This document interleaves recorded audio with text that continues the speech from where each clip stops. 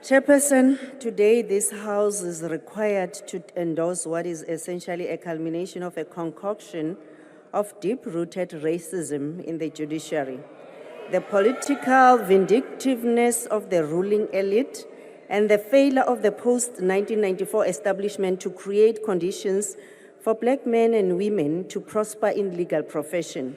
Judge President Hlophe, a distinguished judge and an exceptional legal scholar, is about to be the first victim of a toxic and unforgiving culture of impaling black people who dare stand up against the dominant liberal and racist discourse in this country, and which is more pronounced in the Western Cape.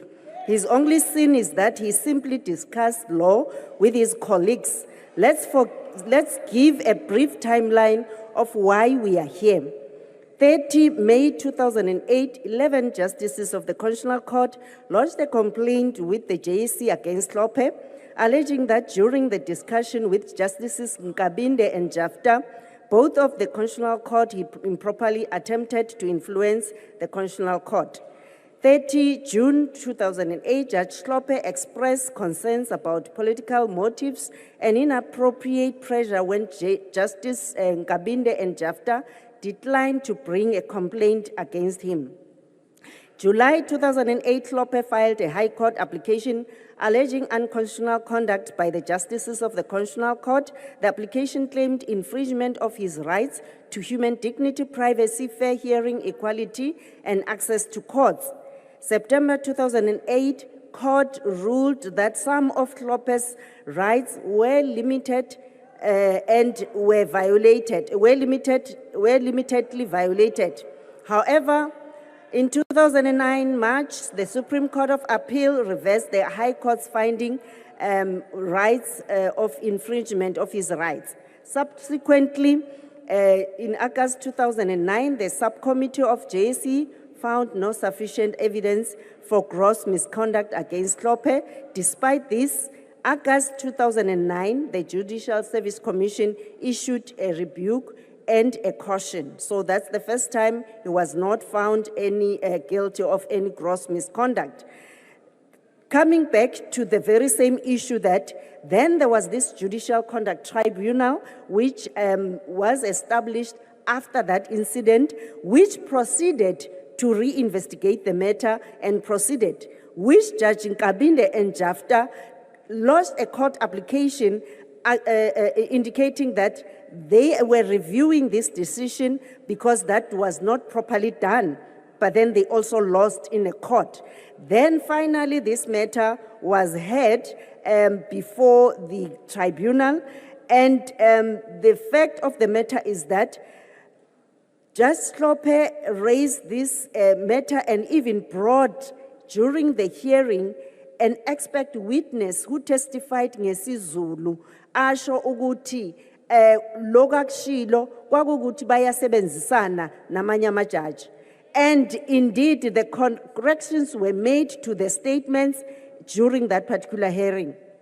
Consequently, Judge Hlophe also contended that the JCT and JSC exceeded their powers in the exercise of their powers, and they acted beyond their powers. So he further holds that the National Assembly should have engaged the JSC's finding beyond simply just accepting it, because we remember that even the Premier of the Western Cape, Judge Wind, also was one of the culprits. There was a lot of political interference and even the jealousy and the treatment which Hlophe received from his counterparts.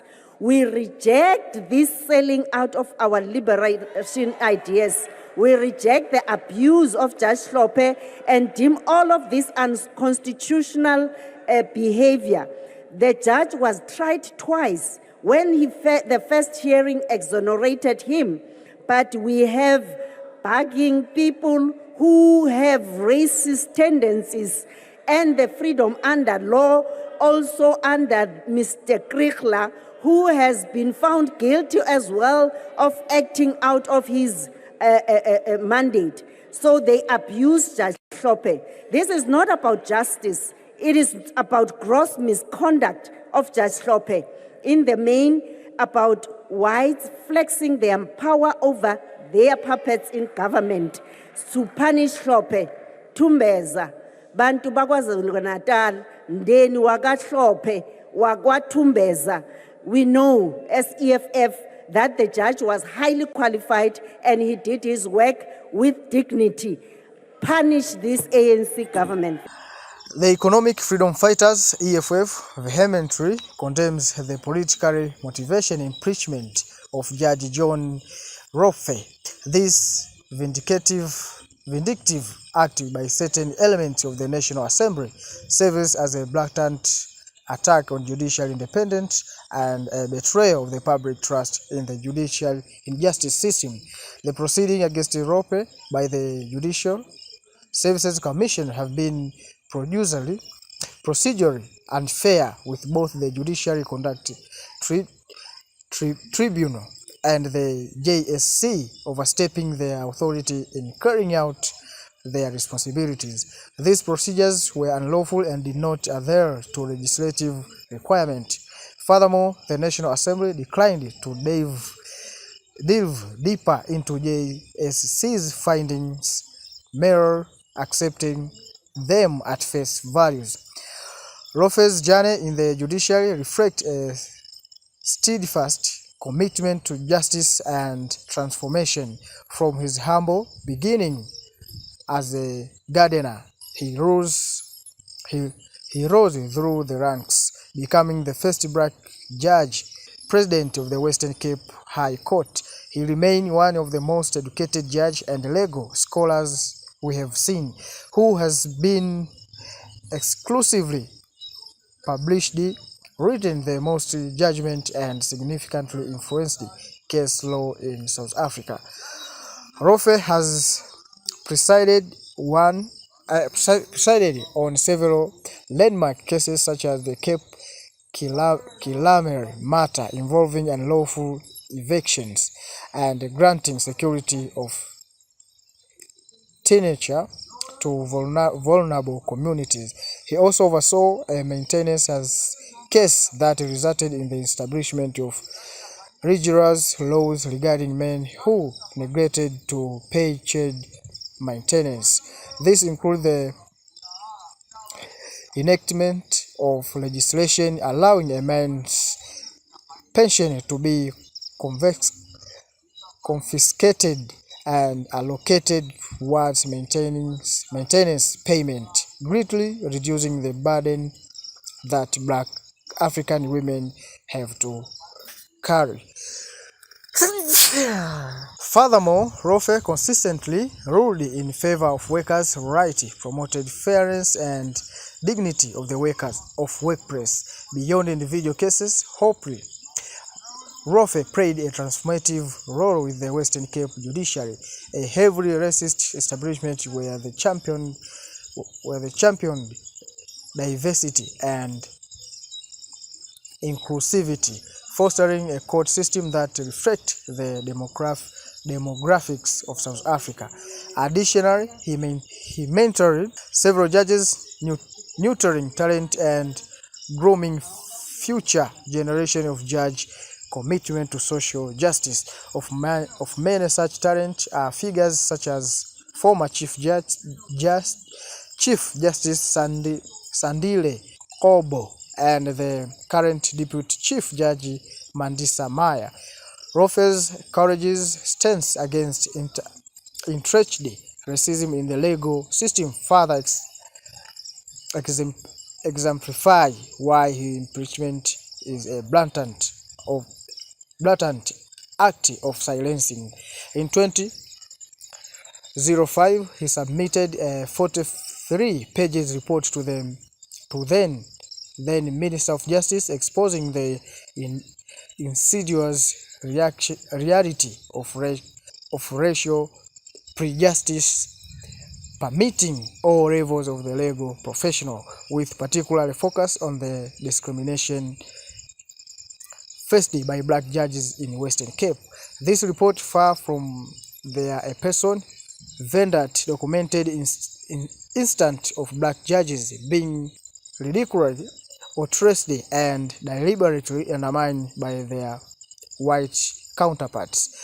Hlophe himself, with his progressive ruling and commitment to social justice, becoming a prime target of such racist attack. He subsequently remarked in interview about the calculated attempt to undermine the intellect and talent of African judges were not more pronouncement, but a disparate call for accountability. This systemic racism stifles not only individuals' careers but also the progress of our entire legal system, preventing it from truly reflecting the demographics and needs of South Africa. Therefore, it is crucial to understand that the impeachment of Judge Hlophe represents a systematic attack on the black intelligentsia in South Africa, orchestrated by harmful alliance between the ANC and the DA. Both parties find common ground in their aim to suppress dissenting voices and dismantle the hard-won progress achieved by the black South African. Hlophe progressive ruling, his commitment to representing the marginalized and his role in empowering future black judges make him a target for this alliance. His impeachment sent a chilling message. Black professionals who dare to challenge the status quo and advocate for justice will be ostracized and silenced. The EFF refuses to accept this travesty of justice and condemns the silencing of these who keep truly to power. We stand in solidarity with Hlophe and condemn this attempt to dismantle the gain of the black struggle. We call upon all progressive forces to unite and resist this insidious attack on judicial independence and the black intelligence of South Africa.